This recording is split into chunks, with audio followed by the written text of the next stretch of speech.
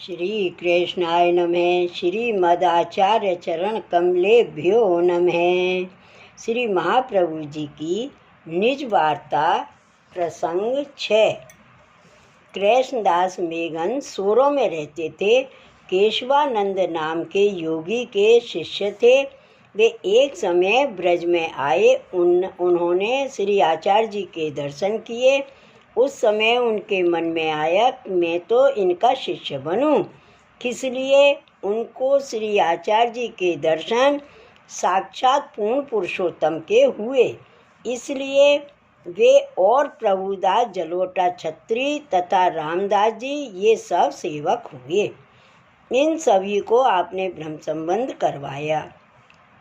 उन सब सेवकों को साथ लेकर श्री आचार्य जी वृंदावन परासौली होकर आनौर में सदु पांडे के घर पधारे, जहाँ एक चबूतरा था, उस पर आप विराजे। इतने में सब ब्रजवासी देखकर कहने लगे, ये तो कोई बड़े महापुरुष हैं। ऐसा तेज किसी मनुष्य पर तो नहीं हो सकता है। कौन जानता है यह किस रूप में हैं। इस प्रकार सभी कहने लगे। उस समय संधु पांडे ने आकर हाथ जोड़कर आपसे कहा कि स्वामी कुछ खाओगे। तब कृष्णदास मेघन बोले, आप तो सेवक बिना कुछ नहीं लेते। संधु पांडे के एक भवानी स्त्री और बेटी थी, उसका नाम नरो था। उस पर श्री गोवर्धन नाथ जी बहुत कृपा करते। सायंकाल प्रातः दोनों समय श्रीनाथ जी को दूध पिलाने जाती थी। जब वे घर के काम काज में होती तब नहीं जा सकती थी। तब गिरिराज ऊपर से उसको श्री गोवर्धन नाथ जी ने पुकारा, तब भी वह नहीं गई। तो श्रीनाथ जी आप स्वयं उसके घर आकर मांग कर अरोगे। जैसे कोई घर का बालक हो ऐसे आप उससे हिल गए।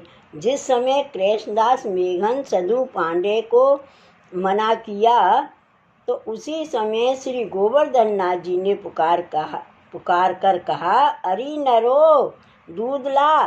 तब नरो ने कहा कि आज मेरे पाहुने अतिथि आए हैं। तब आपने कहा, पाहुने आए हैं सो तो अच्छा, पर मेरे तो दूध ला। तब नरो ने कहा, हो बारी लाल लाई। नरो दूध का कटोरा भरकर पर्वत के ऊपर ले गई। उस समय श्री आचार्य जी ने दामोदर दास को कहा, दमला तेने कुछ सुना। तब उस समय दामोदर दास ने कहा, हाँ महाराज सुनी। तब आपने श्री मुख से कहा, यह शब्द झारखंड के शब्द से मिलता है, इसलिए प्रभु यहीं प्रकट हुए हैं, ऐसा जान पड़ता है।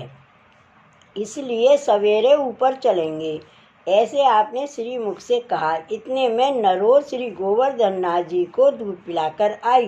तब श्री आचार्य जी ने उससे कहा, यह हमको दे, इसमें कुछ बचा है। नरो ने कहा, हाँ महाराज थोड़ा है। तब आपने कहा, रंच ही लाओ।